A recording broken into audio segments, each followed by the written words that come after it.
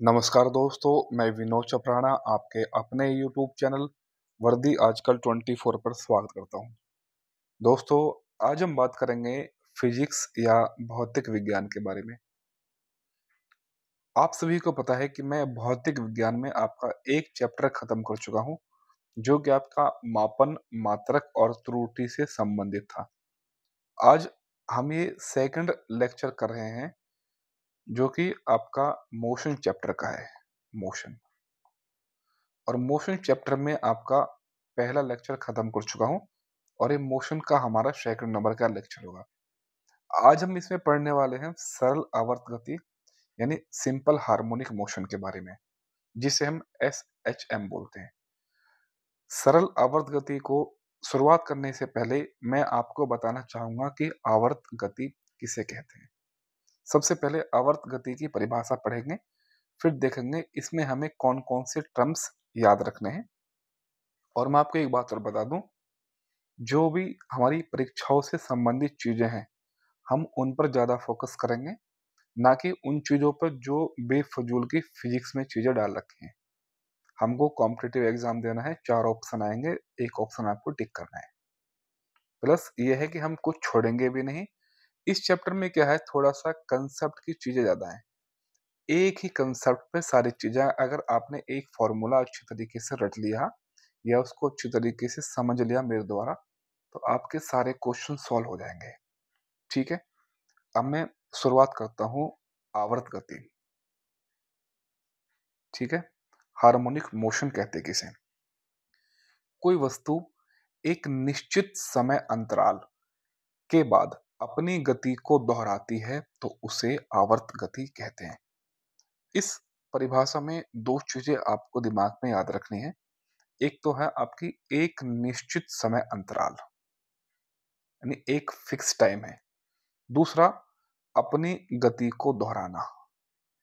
अपनी जो आवर्त गति की परिभाषा है, इसमें दो चीजें हैं। एक तो एक निश्चित समय अंतराल और सेकंड है अपनी गति को दोहराना। मैं इसी परिभाषा को अपने इस एग्जाम्पल के थ्रू समझते हैं। पहला एग्जाम्पल है जैसे घड़ी की सुइयां। जैसे मान लो, ये जो है आपकी घड़ी की जो सुई है, ये आपकी सेकंड की सुई मान लो। ये आप सुई मान लो, ये सेकंड की सुई है। सेकंड की सुई मान लो 12 से चली और 12 से चलते चलते होते होते हुए ये दोबारा 12 पे आ गई।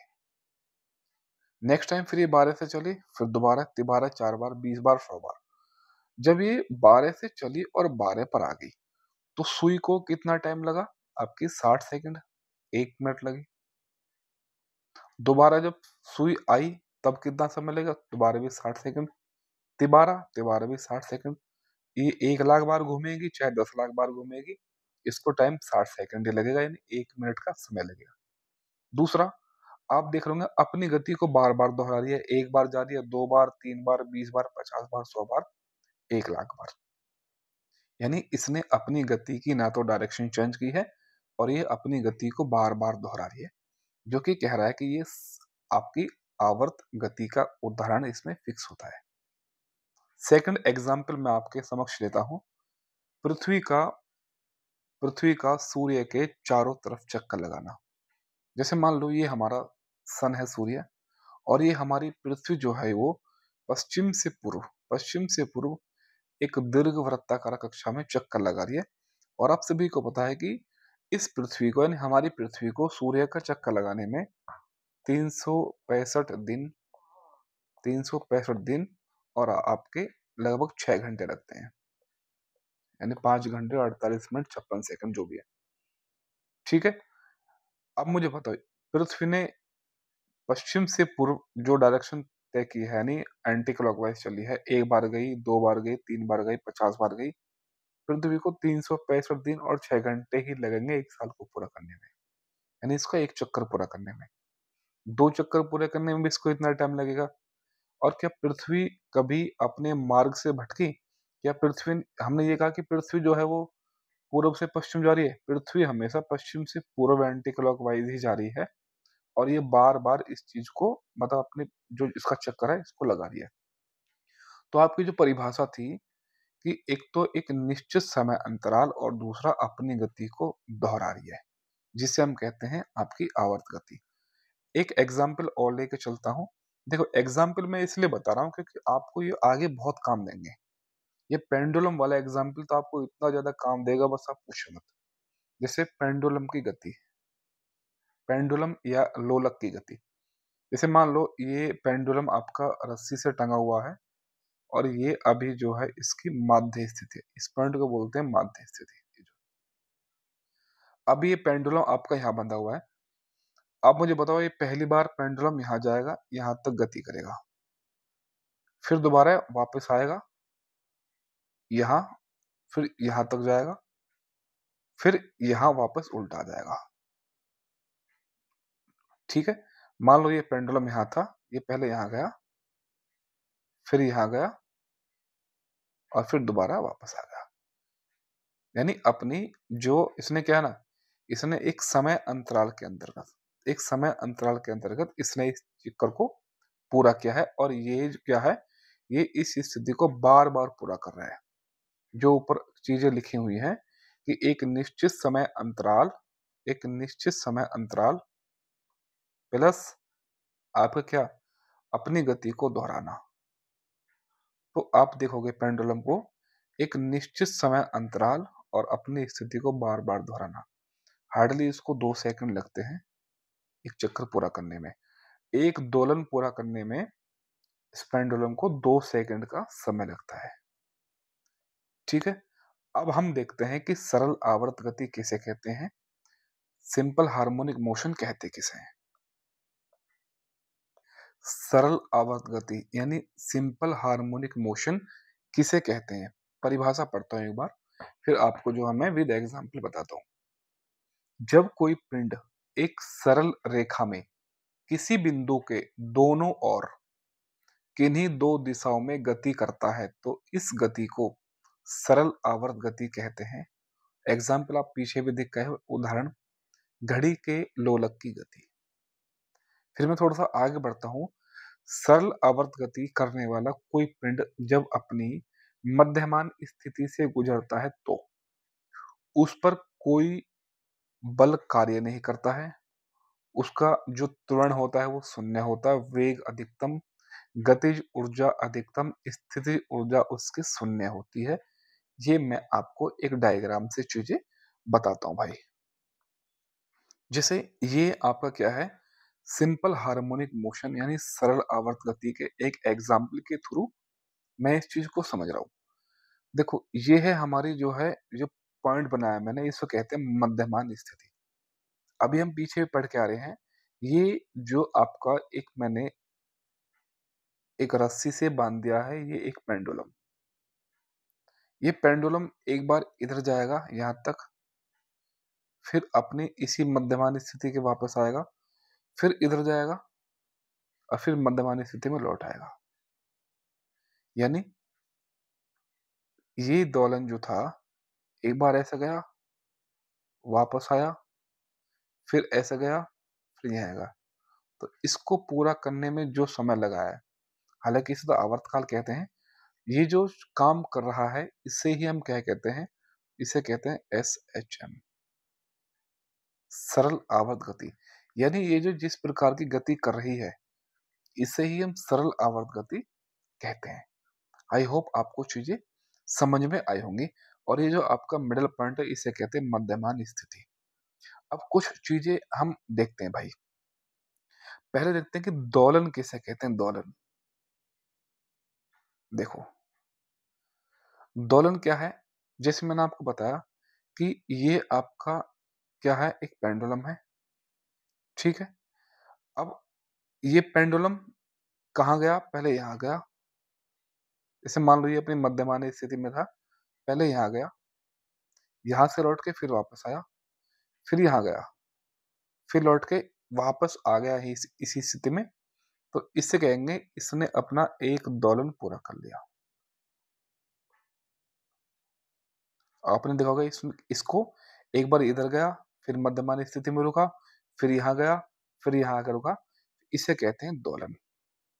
ठीक है, अब कहते हैं आवर्तकाल किसे कहते हैं भाई।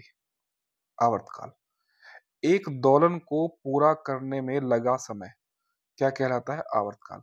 ये जो हमने एक दोलन पूरा किया था ना 4 चक्कर का, 1 चक्कर, फिर रुका, फिर रुका, फिर यहाँ रुका। जितना इसमें इसको टाइम लग रहा है, जितना इसको इसमें टाइम लग रहा है, इसे कहते हैं कि इसको आवर्तकाल कहते हैं। आई होप आपको चीज़ें समझ में आ रही होंगी। देखो बहुत सिंपल है। एक डायग्राम आप खींच लो। भई डायग्राम मान लो आपने खींच लिया डायग्राम। मैं मान लो ये डायग्राम खींच लिया, ये एक पेंडुलम लटका लिया आपने। ये पेंडुलम इधर गया पहले, फिर यहाँ से वापस आया, फिर ये गया, फिर ये गया। इसे कहते हैं अब दोलन, ठीक है? अब इस दोलन को पूरा करने में जितना समय लगा है, इस दोलन को पूरा करने में जितना समय लगा है, उसे कहते हैं आवर्तकाल, आवर्तकाल। अब देखते हैं आवर्ती किसे कहते हैं, फ्रीक्वेंसी किसे कहते हैं? फ्रीक्वेंसी कहते हैं एकांक समय में कंपन करने वाले दोलनों की संख्या। एकांक समय यानी एकांक समय वो कितना समय है? यानी 1 सेकंड में। 1 सेकंड में इस पेंडुलम के द्वारा 1 सेकंड में इस पेंडुलम के द्वारा जितने दोलन पूरे किए गए, जितने दोलन पूरे किए गए हैं, उसे उसकी आवृत्ति कहते हैं और आवृत्ति का मात्रक है आपका हर्ट्ज। क्या आपका? हर्ट्ज। देखो आवर्ती और आवर्तकाल में कन्फ्यूजन नहीं होना भाई। आपको पता है कि एक दोलन जो पूरा चक्कर होता है उसे एक दोलन बोलते हैं। ये होगा दोलन। अब इस दोलन में कितना टाइम लगा है उसे कहते हैं आवर्तकाल। ठीक है? आवृत्ति किसे कहते हैं? 1 सेकंड में कितने दोलन पूरे किए हैं उसे कहते हैं आवृत्ति। अब देखते हैं आयाम किसे कहते हैं? आयाम किसे कहते हैं?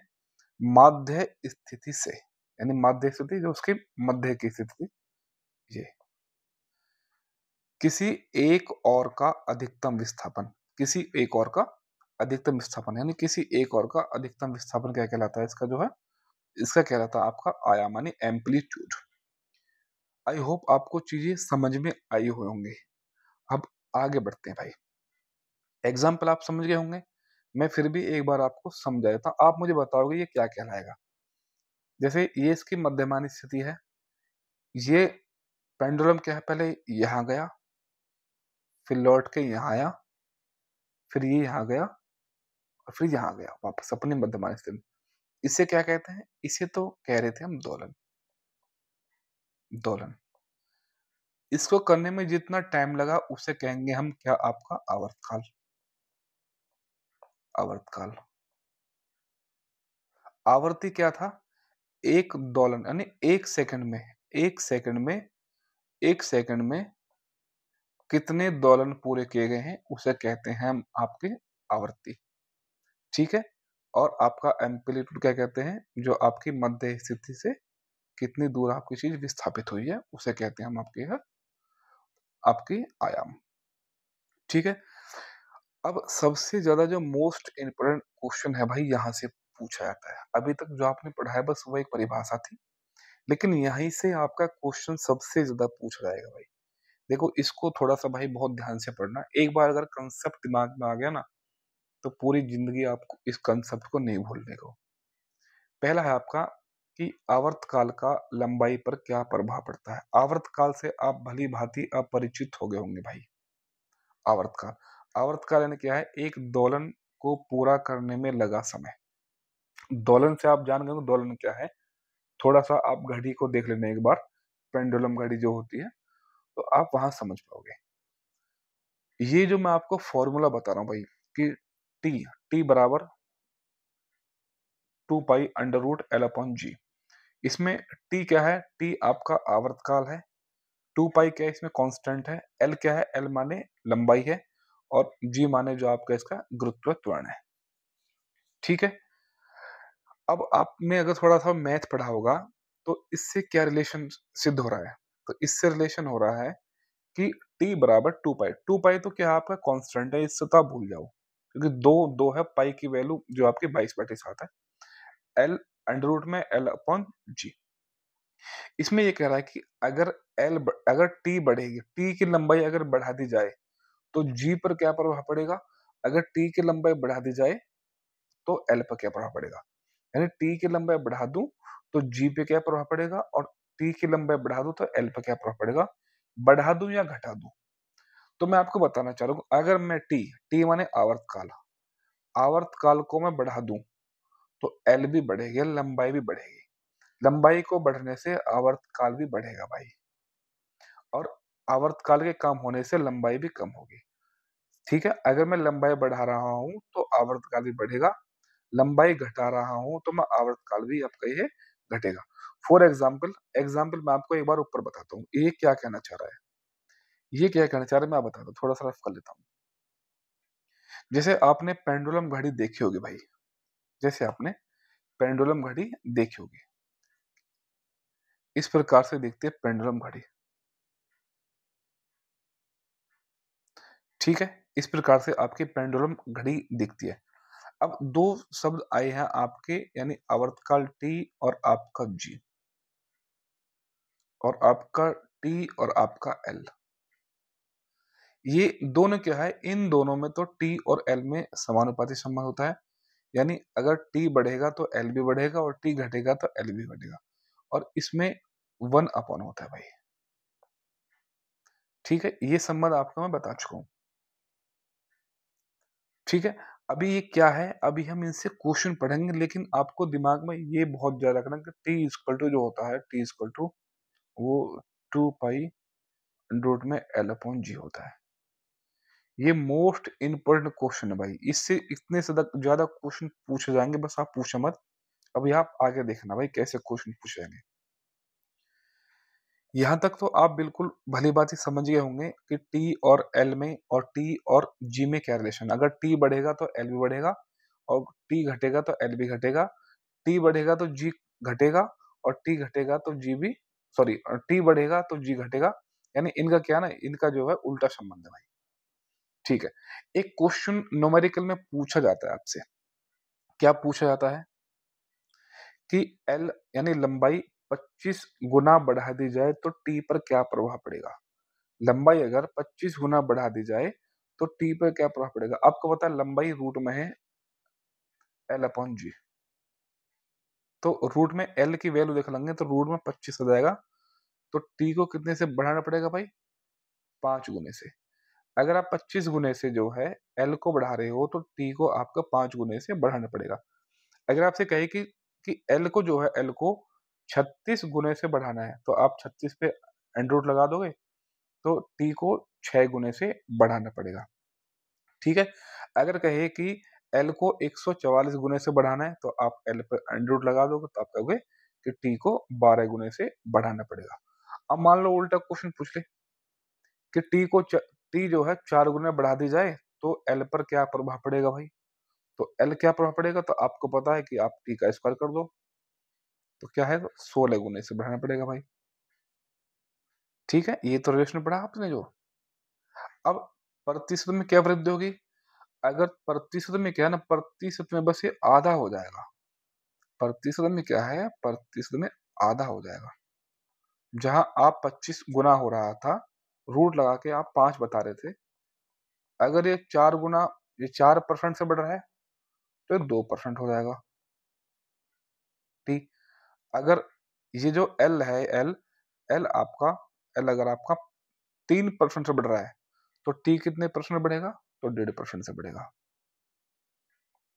आई होप आपको चीजें समझ में आ रही होंगी। ठीक है भाई?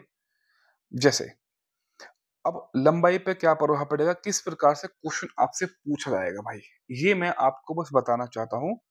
यहां देखो आप, जैसे मान लो क्वेश्चन आपसे पूछा ही जाएगा। क्वेश्चन कैसे पूछेगा कि जैसे मान लो आप, ये एक पेंडुलम घड़ी है, ये पेंडुलम घड़ी मान लो, झोला मान लो, कुछ मान लो। दूसरी ये आपकी एक पेंडुलम घड़ी है, जो कि एक धागे से बंधी है। आपको पता है कौन सी लंबी है? ये एक लंबी है, और ये इससे छोटी है। यानी अगर इसकी लंबाई कम है, तो इसका आवर्तकाल भी कम होगा। जब इसका आवर्तकाल कम होगा, तो इसको समय भी कम लगेगा, और जब इसको समय कम लगेगा, तो इसका क्या परिणाम होगा? घड़ी जो है वो तेज दौड़ेगी। जैसे मान लो मैं आपको ऊपर बताना चाह रहा हूँ। देखो भाई, जैसे मान लो ये घड़ी है एक छोटी सी, अब ये क्या है, अगर इसकी लंबाई छोटी है, तो ये क्या ना ये ऐसे जाएगी और ये बहुत तेज़-तेज़ दौड़ लेगी आराम से। अगर मैं इसकी लंबाई बढ़ा दूँ थोड़ी-सी, तो आपको पता है कि इसको जाने में और इसको आने में थोड़ा-सा समय लग जाएगा। यानी इस घड़ी की स्पीड भी कम हो जाएगी, यानी ये घड़ी क्या है ना, ये घड़ी मंदी चलेगी। आप समझ पा रहे होंगे। यानी लंबाई पे क्या प्रभाव हो रहा है, अगर लंबाई ज़्यादा है, देखो आप ऊपर पढ़ के भी आ रहे हो कि T is equal to 2 pi L upon G। यानी T बढ़ेगा तो L भी बढ़ेगा, यानी लंबाई बढ़ा दूँ तो T आवर्तकाल भी बढ़ेगा और T आवर्तकाल बढ़ने से आपका समय क्या लगेगा?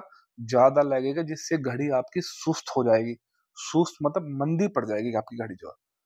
जैसे मैं एक एग्ज़ाम्पल यहाँ लूँ, अगर मैं इसकी लंबाई बढ़ा दूँ, तो लंबाई बढ़ गई, लंबाई ज़्यादा, लंबाई ज़्यादा से क्या आपका आवर्तकाल भी ज़्यादा हो जाएगा। जब आवर्तकाल ज़्यादा तो इसको समय भी ज़्यादा लगेगा। जब समय ज़्यादा लगेगा तो इसका क्या परिणाम होगा? परिणाम आपकी घड़ी सुस्त हो जाएगी भाई।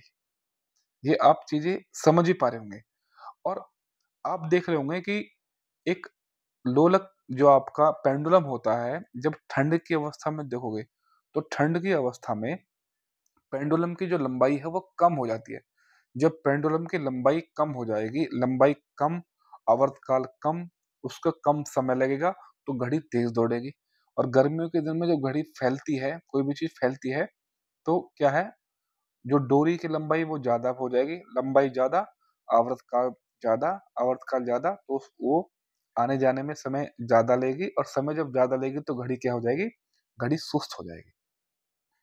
जैसे मैंने यहाँ पे 2 एग्ज़ाम्पल लिए हैं, जैसे कान्हा वाली घड़ी घड़ी झूला, जैसे जो जिसमें कान्हा जी झूलते हैं और एक मेले वाली झूला। कान्हा वाली झूला जो होती है वो छोटी होती है, बहुत छोटी-सी होती है, आपने देखा होगा घर में और मेले वाली झूला बहुत ज़्यादा बड़ी होती है। अब मुझे बताओ, मान लो मेले वाले झूले में आप झूल रहे हो और कान्हा वाली झूले में कान्हा जी झूल रहे हैं, तो जितने समय में आप मान लो 1 घंटे में आप कान्हा वाली झूला से 1000 चक्कर लगाते हो, तो 1 घंटे में मेरे हिसाब से मेले वाली झूला में आप 100 ही चक्कर लगा पाओगे, 100 चक्कर भी नहीं लगा पाओगे आप, है ना? तो कान्हा वाली झूला की जो डोरी होती है वो छोटी होती है इसलिए उसका क्या है ना, उसका आवर्तकाल कम होता है, आवर्तकाल कम होता है तो वो कम समय लेता है और समय कम लेता है इसलिए तो वो आपकी तेज़ भागती है भाई। मेले वाली जो आपकी झूला है, वो क्या उसकी जो डोरी है वो लंबी होती है, उसका आवर्तकाल भी लंबा होता है और वो घड़ी क्या है ना, वो घड़ी समय ज़्यादा लेगी, समय ज़्यादा लेते तो क्या है वो घड़ी सुस्त होना स्टार्ट हो जाती है। आई होप आपको चीज़ें समझ में आए होंगे। क्वेश्चन पूछता है कि गर्मियों के दिनों में पेंडुलम घड़ी के आवर्तकाल पर क्या प्रभाव पड़ेगा? बढ़ेगा, घटेगा, अपरिवर्तित रहेगा, निम्नलिखित में से कोई नहीं। तो आप बता दो कि गर्मियों के दिनों में जब देखो आपको पता है कि रिलेशन पता होना चाहिए कि टी बढ़ेगा, जैसे टी बढ़ा, तो आपको पता है कि टी बढ़ने के साथ-साथ एल भी बढ़ेगा। एल बढ़ने के साथ-साथ ये टाइम ज़्यादा लेगा और टाइम ज़्यादा लेगा तो घड़ी आपकी सुस्त हो जाएगी भाई। आगे बढ़ते हैं। जैसे आपकी झूला झूलने वाली घड़ी है, देखते हैं ऊपर अभी। झूला झूलने वाली घड़ी लड़की। झूला झूलने वाली लड़कियों से क्वेश्चन पूछा जाता है भाई। जैसे मान लो एक लड़की ये झूला झूल रही है, एक लड़की ये झूला झूल रही है। ठीक है भाई? अब जैसे झूला जो झूल रही है लड़की ये, मान लो ये झूला है और ये लड़की झूला झूल रही है। हमें क्या देखना होता है? हमें देखना होता है देखो जैसे ये लड़की है, तो इस लड़की का जो गुरुत्व केंद्र है वो कहाँ होता है? किसी भी मानव का गुरुत्व केंद्र उसकी जो क्या बोलते हैं इसे? जो उसका मध्य भाग होता है, जैसे हम देसी भाषा में टुंडी बोलते हैं, तो इसका यहाँ पे होता है। यही तो इसका जो अब इससे और डोरी की लंबाई देख लो कितनी है, ठीक है? अब मान लो ये खड़े होकर झूला झूल रही है, ये लड़की खड़े होकर झूला झूल रही है, तो ये लंबाई क्या है ना, ये लंबाई क्या है, ये लंबाई कम हो गई। जब ये लंबाई कम हो गई, एल कम हुई, लंबाई कम हुई, तो आवर्तकाल भी कम हो गया। आवर्तकाल कम हुआ तो इसको समय सॉरी इसका जो आवर्तकाल टी वो सब हुँ, कम लगेगा। इसको समय भी कम लगेगा और घड़ी जो है, घड़ी ये आपकी क्या हो जाएगी, फ़ास्ट हो जाएगी, तेज़ भागेगी। लेकिन अगर ये लड़की आपकी इसमें बैठ के झूले, तो बैठ के झूलने पे इस लड़की की जो नाभि है, ये इसका क्या है, इसकी ये जी है, इसकी नाभि। अब इसकी नाभि से हम लंबाई लेंगे, तो ये लंबाई कहाँ जाएगी देख रहे हो? यानी इस लंबाई के कंपेयर में और इस लंबाई के कंपेयर में अंतर हो गया।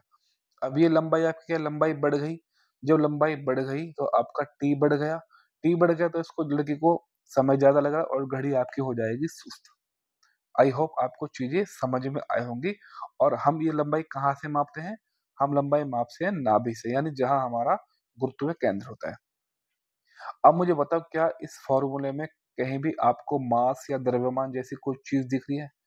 जब द्रव्यमान इसमें नहीं है, एम्पलीट्यूड इसमें नहीं है, इसमें आपको बस 2L और G ही दिखा होगा भाई। इसी से क्वेश्चन पूछेगा। इसलिए आपसे एग्ज़ाम में पूछता है कि कि आवर्तकाल का द्रव्यमान पर क्या प्रभाव पड़ता है? तो द्रव्यमान का आवर्तकाल पर कोई प्रभाव नहीं पड़ता है भाई। क्योंकि इसमें आपका m मास कहीं है ही नहीं। जो चीज़ है ही नहीं तो उसको लेंगे क्यों? अब मान लो भाई, अब मान लो 2 लड़कियाँ ये झूला झूल रही है भाई, 2। एक ये खड़ी होके झूल रही है, एक ये बैठ के झूल रही है। अब इसका जो गुरुत्वीय केंद्र है वो कहाँ होगा? यानी अब इसका गुरुत्वीय केंद्र, ये जो बैठी लड़की है इसके और जो खड़ी लड़की है इसके और इसके बीचों-बीच होगा कहीं। अब ये लंबाई होगी, ठीक है? अब मान लो, अब पहला क्वेश्चन पूछता है यहाँ से आपसे कूदने की स्थिति से भी क्वेश्चन आपके एग्ज़ाम में पूछे गए हैं कि 2 लड़कियाँ झूला झूल रही हैं, एक खड़ी है, एक बैठी है। एक खड़ी है, एक बैठी है। अब वो जो बैठने वाली लड़की है, वो झूले से कूद जाए। अब मान लो ये जो बैठने वाली लड़की है, ये झूले से क्या है? ये झूले से कूद जाती है। कौन-सी? ये लड़की। अब मान लो भई ये लड़की, इसका जो बैठने वाली लड़की था, इसका जी कहाँ था? इसका जी बिल्कुल नीचे था और खड़े वाले का जी थोड़ा ऊपर था। लेकिन हमने दोनों के बीच का लिया था यहाँ पे। जब ये कूद गई यहाँ से, तो अब जी हम कहाँ काउंट होंगे? अब जी यहाँ काउंट होगा जहाँ ऊपर था ये लड़का, जहाँ लड़की है। अब जी यहाँ होगा, तो अब ये दूरी क्या होगी? ये दूरी होगी। तो जी क्या है? ये दूरी क्या है? ये जो आपकी अ, लेंथ है वो क्या है? लेंथ कम होगी। लेंथ कम होगी तो इसको टाइम क्या है? इसको टाइम भी कम लगेगा, तो इसका आवर्तकाल भी कम होगा और ये क्या है? ये तेज़ दौड़ेगी। आपको चीज़ें समझ में आ रही है? यहाँ से एक क्वेश्चन और पूछता है कि झूला झूलते हुए एक लड़की बैठी है। एक लड़की मान लो बैठी हुई है और बैठे-बैठे वो लड़की क्या है? खड़ी हो जाती है। वो लड़की झूला झूलते हुए खड़ी हो जाती है। अब क्या प्रभाव पड़ेगा? अब झूला तेज भागेगी, मंदी भागेगी या इस पे कोई प्रभाव नहीं पड़ेगा। मान लो पहले वो बैठी थी तो इसका जो सेंटर था वो यहाँ था। इसकी लंबाई पर इतनी लंबाई थी, इसको इतनी दूरी कवर करनी पड़ती थी। अब ये खड़ी हो गई तो इसको ये कवर करनी पड़ रही है भाई। तो अब इसकी लंबाई भी कम हो गई, इसको टाइम भी कम लगेगा और इसका आवर्तकाल भी कम हो जाएगा और घड़ी तेज भागेगी। अगर क्वेश्चन कहे कि एक लड़की जो पहले खड़ी थी अब वो बैठ जाए, तो बैठ जाएगी तो क्या है, ये दूरी बढ़ जाएगी। दूरी बढ़ जाएगी तो क्या होगा, आपका जो इसका आवर्तकाल बढ़ जाएगा, इसको समय भी ज़्यादा लगेगा और घड़ी क्या आपकी सुस्त हो जाएगी। कूदने की स्थिति आप समझ गए होंगे। मान लो कोई भी लड़की कूद जाए, आप चीज़ों को बना लोगे। और पहले और बाद में आने की स्थिति भी होती है। मान लो ये दोनों लड़कियाँ ही मान लो ये दोनों लड़कियाँ झूला झूल रही हैं। मान लो पहले एक लड़की ये झूला झूल रही थी, ये मान लो ए। अब मान लो बाद में आती है कौन? बाद में आती है बी। बाद में आती है बी और ए खड़े होकर झूला झूल रही थी और बी अब बैठ के झूला झूल रही है। ये बी बाद में आई है। अब मुझे बताओ, बी के आने के बाद घड़ी तेज दौड़ेगी या घड़ी सुस्त हो जाएगी? आपको पता है कि जो पहली वाली ए लड़की थी ए, ये खड़े होकर झूला झूल रही थी, तो इसका पॉइंट कहाँ था? जो मिड पॉइंट था वो ऊपर था, तो इसलिए इसकी लंबाई भी कम थी। अब ये लड़की आके बैठ गई, तो अब क्या ये लंबाई यहाँ से मापी जाएगी इन दोनों के बीच से। तो लंबाई बढ़ी, लंबाई बढ़ने से क्या आपका लंबाई बढ़ी तो इसका टी भी बढ़ जाएगा, टी बढ़ने के बाद इसका समय भी ज़्यादा लगेगा और घड़ी आपकी सुस्त हो जाएगी। ठीक है भाई, आई होप आपको चीज़ें समझ में आई होंगी। ये रिलेशन आप बार-बार पढ़ा हूँ मैं आपको कि T is equal to 2 pi L upon G, है ना? T का क्या प्रभाव पड़ रहा है? तो T अगर बढ़ रहा है तो G कम होगा और T बढ़ेगा तो आपका क्या है, आपका G भी आपका बढ़ेगा भाई। सॉरी, सॉरी ये हाँ, ठीक है भाई। ये कह रहा है कि अगर T बढ़ेगा तो आपका G घटेगा, अगर T घटेगा तो आपका G भी आपका बढ़ेगा भाई। ठीक है, दोनों में क्या है, दोनों में उल्टा संबंध है। अगर T बढ़ रहा है तो G घटेगा, अगर T घट रहा है तो G बढ़ेगा, जो मैं आपको ऑलरेडी कई बार बता चुका हूँ। अब आवर्तकाल और गुरुत्वाकर्षण यानी T और G से कैसे क्वेश्चन पूछते हैं, मैं आपको बता दूं कि पहले कि G के मान में क्या-क्या परिवर्तन होता है। ये मैंने एक आपका पृथ्वी बनाई हुई है और G का मान जो सबसे कम होता है वो 0 डिग्री अर्थात विषुवत रेखा पर G का मान सबसे कम होगा। जो आपके पोल हैं, जो आपके ध्रुव हैं, ध्रुव पर G का मान सबसे ज्यादा होता है, पहली बात तो। ठीक है, G के मान में एक क्वेश्चन आपसे और क्या पूछा जाता है कि पृथ्वी की सतह से ऊपर या नीचे जाने पर G के मान में क्या प्रभाव पड़ता है। तो पृथ्वी की सतह से या तो आप ऊपर चले जाओ या आप नीचे चले जाओ, G के मान में हमेशा घटाव ही पैदा होता है। G के मान में हमेशा G का मान कम ही पाओगे, अब घटता है। ठीक है, अब यहाँ से एक क्वेश्चन दिमाग में तो आ गया कि चलो पृथ्वी की सतह से ऊपर या नीचे जाने पर G का मान क्या है, कम होता है। जब पृथ्वी की सतह से ऊपर या नीचे जाने पर G का मान कम हुआ, तो G क्या है, G T का उल्टा है। तो T का मान क्या है, T का मान बढ़ेगा। अब यहीं से पकड़ लेंगे फिर दोबारा से, अगर T का मान बढ़ा तो L का मान बढ़ जाएगा, L का मान बढ़ा तो समय ज्यादा लगेगा, अगर समय ज्यादा लगा तो घड़ी क्या हो जाएगी, आपकी सुस्त हो जाएगी भाई। आई होप आपको चीजें समझ में आए होंगे। अगर यहाँ से क्वेश्चन पूछेगा कि पृथ्वी के ऊपर या नीचे जाने पर आवर्तकाल पर क्या प्रभाव पड़ेगा, तो आप बता दोगे कि आवर्तकाल बढ़ेगा। क्यों बढ़ेगा? देखो यहाँ से सारे कंसेप्ट आपके दिमाग में आ रहे होंगे भाई। नेक्स्ट क्वेश्चन चंद्रमा से क्वेश्चन पूछा जाता है कि चंद्रमा पर, मैं आपको बता दूं कि चंद्रमा पर G का मान पृथ्वी के G के मान का 1/6 गुना है। जैसे अगर पृथ्वी पर G का मान 60 है तो चंद्रमा पर G का मान 10 ही होगा। तो मैं कह रहा हूं कि पृथ्वी की तुलना में चंद्रमा पर G का मान कम है। जब चंद्रमा पर जब चंद्रमा पर G का मान कम है, ठीक है, मैंने मान लिया कि चंद्रमा पर G का मान कम है, अगर वहां पर आप जो है लोलक घड़ी को ले जाओ, मान लो पेंडुलम घड़ी को आप वहां पर ले जाओ, कहां पर, चंद्रमा पर, और चंद्रमा पर है G का मान कम और G जो है वो T का उल्टा होता है। जब G का मान कम होगा चंद्रमा पर तो T का मान तो ज्यादा होगा भाई। जब T का मान ज्यादा तो L भी ज्यादा, लंबाई ज्यादा, लंबाई ज्यादा होगी तो भाई समय इसको ज्यादा लगेगा और घड़ी क्या है, आपकी घड़ी सुस्त हो जाएगी। इसलिए यहाँ पे क्वेश्चन पूछाता है कि पेंडुलम घड़ी को चंद्रमा पर ले जाने पर क्या प्रभाव पड़ेगा।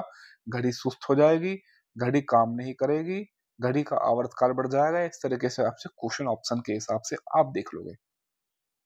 अब लोलक घड़ी को अगर उपग्रह पर ले जाएं, यानी उपग्रह पर ले जाने पर क्या प्रभाव पड़ता है। पहली बात तो आपको पता है कि जो उपग्रह होते हैं, जहां पर होते हैं उपग्रह 36,000 किलोमीटर की ऊंचाई पर जो उपग्रह होते हैं, पहले तो वहां पे भारहीनता की स्थिति होती है, यानी भारहीनता के कारण, यानी वहां पे भार नहीं है, इसलिए वहां पे जी का मान होता है शून्य। जब जी का मान शून्य हो जाएगा तो घड़ी का आवर्तकाल हो जाएगा अनंत। अनंत क्यों हो जाएगा, अभी मैं इसको प्रूफ करूंगा। जब घड़ी का मान अनंत हो जाएगा तो उपग्रह पर लोलक घड़ी काम ही नहीं करेगी भाई, क्योंकि भाई ये अनंत हो जाएगा तो मतलब घड़ी काम ही नहीं करेगी। जैसे आपने फॉर्मूला पढ़ा था कि T is equal to 2 pi L upon में जी अंडर रूट में।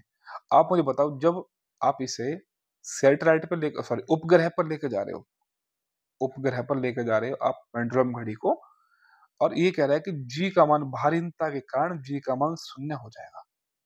तो जी का मान मैं अगर इस फॉर्मूले में शून्य रख लेता हूं तो टी बराबर 2 pi is equal to L upon G की जगह शून्य रख लिया तो सुनने में क्या है, सब चीज़ों को टी इक्वल टू क्या हो जाएगा, टी इक्वल टू हो जाएगा अनंत, इनफाइनाइट। जब टी अनंत हो जाएगा, आवर्तकाल अनंत हो जाएगा, तो उपग्रह पर लोलक घड़ी काम ही नहीं करेगी भाई। तो आई होप आपको चीज़ें समझ में आई होंगी भाई। देखो भाई, समय थोड़ा-सा इसमें ज़्यादा लगा है क्योंकि कांसेप्ट बहुत सारे थे भाई। बहुत सारे कांसेप्ट क्या है, ऐसा तो कांसेप्ट एक ही था आपका, लेकिन क्वेश्चन यहाँ से बहुत ज़्यादा पूछे जाते हैं भाई। यहाँ से क्वेश्चन क्या है ना, क्वेश्चन यहाँ से ट्रिकी पूछे जाते हैं, कांसेप्ट बेस्ड पूछे जाते हैं। अगर कांसेप्ट बिल्कुल क्लियर नहीं है, अगर कांसेप्ट बिल्कुल क्लियर नहीं है, तो आपका क्वेश्चन गलत होने की 99.9% संभावना होती है भाई। आई होप आपको चीज़ें बहुत अच्छी तरीके से समझ में आई होंगी। अगर आपको ये मेरे द्वारा दिया गया लेक्चर थोड़ा बहुत भी समझ में आया हो, तो आपका अपना यूट्यूब चैनल है वर्दी आजकल 24। अपने चैनल को इसको लाइक करो, सब्सक्राइब करो और कमेंट के माध्यम से आप हमसे जुड़ भी सकते हो। और हमने आपके जो आपका मैथ है पीवाईक्यू किसके, यूपीएसआई के, यूपीएसआई के जो आपका मैथ है पीवाईक्यू में, जो कि 1991 से लेकर 2021 तक आपके जितने भी प्रीवियस ईयर के क्वेश्चन आए हैं यूपीएसआई के, सुमित सर के द्वारा वो कराए जा रहे हैं। और सुमित सर अभी यूपी पुलिस में अपनी सेवा दे रहे हैं, मैं भी अपनी यूपी पुलिस में सेवा दे रहा हूँ। हम दोनों भाई इस कार्य को कर रहे हैं, उसके बावजूद भी आपके समक्ष लेक्चर ले रहे हैं भाई। तो आई होप आपको चीज़ें अच्छी लगेंगी भाई। जय हिंद, जय भारत, थैंक यू।